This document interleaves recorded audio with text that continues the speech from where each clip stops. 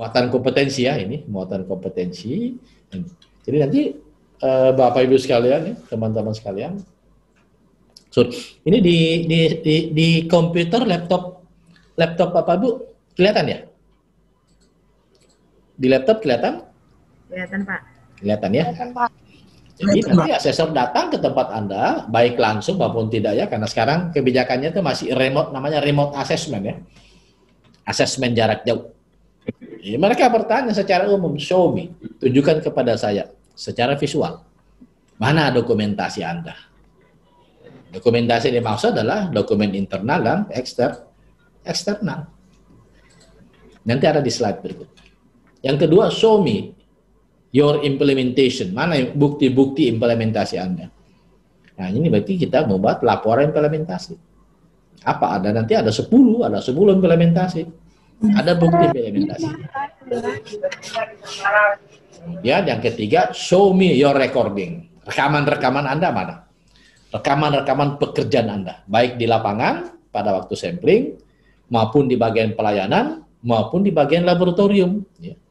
Jadi harus ada rekamannya, karena secara overall pekerjaan di laboratorium itu ada empat tahap.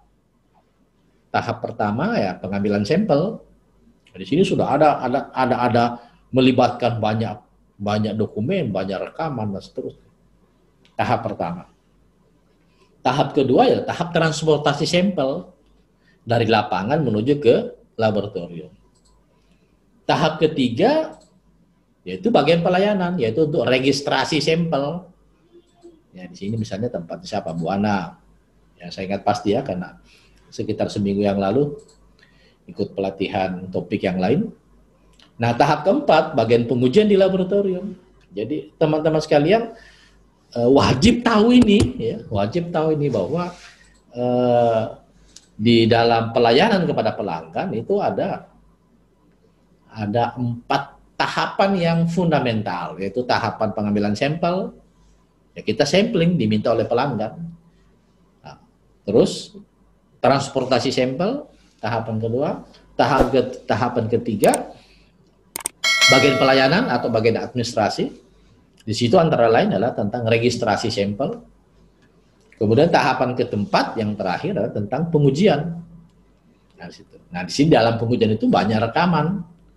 Dalam banyak rekaman dan banyak laporan.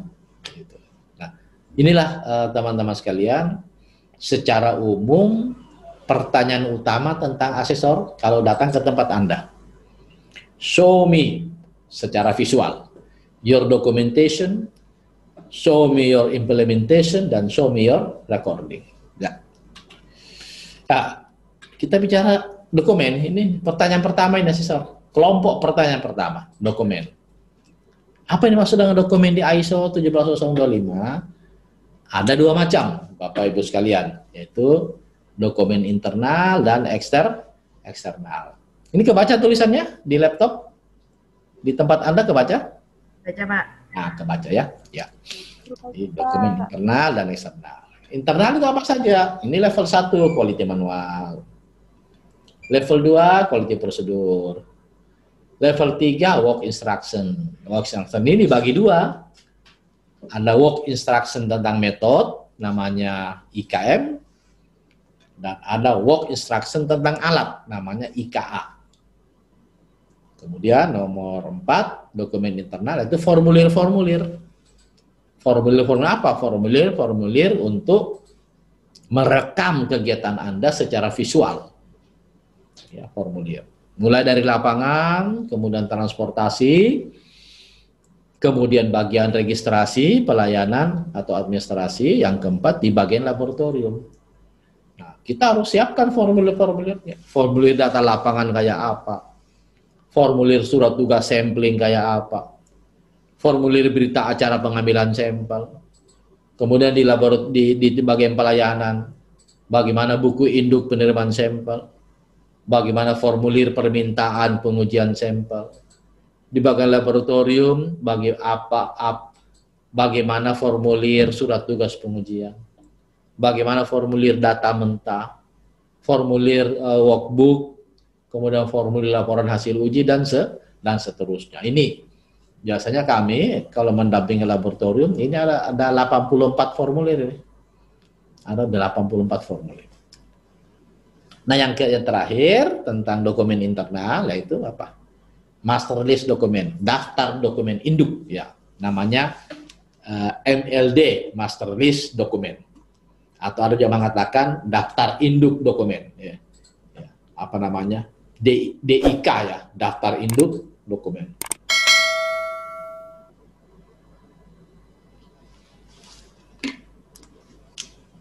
Ya, itu yang internal. Nah, ini kita pakai sekali lagi, ini standar ISO 17025 ya.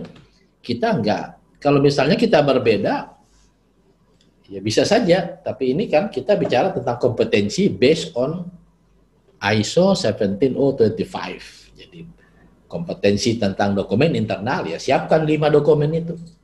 Kita nggak bicara isi ya, kita bicara title-nya. Yang kedua masih ini ya, pertanyaan di sini ya, pertanyaan asesor. Yang kedua adalah tentang dokumen eksternal. Dokumen eksternal contohnya yang pertama adalah buku-buku rujukan. Misalnya kalau Anda di lab lingkungan umumnya pakai SNI, umumnya pakai standar metode, atau bisa saja dari sumber lain. Misalnya ASTM, atau mungkin bisa dari, kalau Amerika itu standarnya namanya US EPA. Kemudian ada lagi kalau Jepang namanya JIS, Japan Industrial Standard. Kemudian eksternal yang kedua legalitas laboratorium. Ya, apakah berdasarkan Perda, apakah berdasarkan Permen, atau berdasarkan peraturan bupati, wali kota, gubernur dan seterusnya. Nah, ini legal kita siapkan karena itu semuanya akan di sini ditanya oleh asesor. Show me your documentation, internal dan eksternal, internal dan eksternal. Ya. Internal dan eksternal. Kemudian yang kalau lab swasta legalitasnya apa? Akte notaris. Akte notaris yang di dalamnya ada informasi tentang laboratorium. Ya.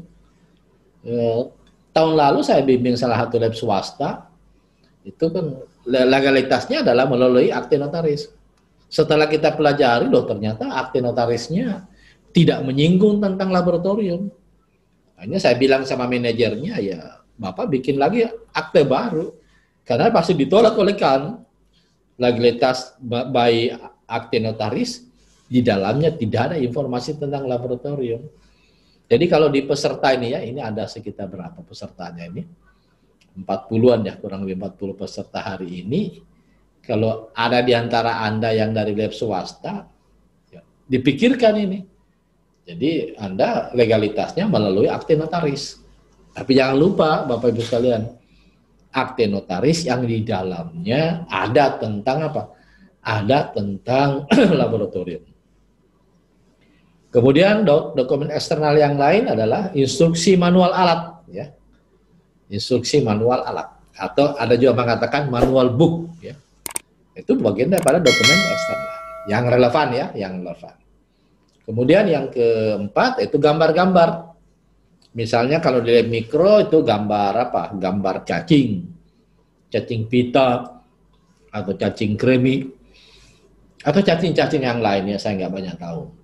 Atau mungkin aja gambar-gambar ini, gambar-gambar yang sifatnya standar itu, gambar-gambar struktur logam di dalam batu cadas, ya. Dan seterusnya. Itu biasanya kalau saya bimbing ini, bimbing lab mineral itu biasanya mereka punya gambar-gambar standar, ya, punya gambar-gambar standar dan lain-lain. Nah, di sini sudah kelihatan Bapak Ibu sekalian bahwa untuk menjawab kepada asesor, show me your documentation internal dan eksternal, ya, Anda siapkan ini. Nah, siapkan ini. Karena akan dicek. Kalau tidak ada, tidak punya formulir, atau ada formulirnya tapi nggak lengkap sesuai dengan kebutuhan laboratorium, ya dikatakan non konform, ya. Dikatakan non konform. Ya. Nah, Bapak sekalian, ini saya mengusulkan ya, kalau saya membimbing laboratorium, biasanya saya membuat pengelompokan dokumen. Jadi saya membuat ada 4 ya. Ada 4 pengelompokan dokumen. Tujuannya apa?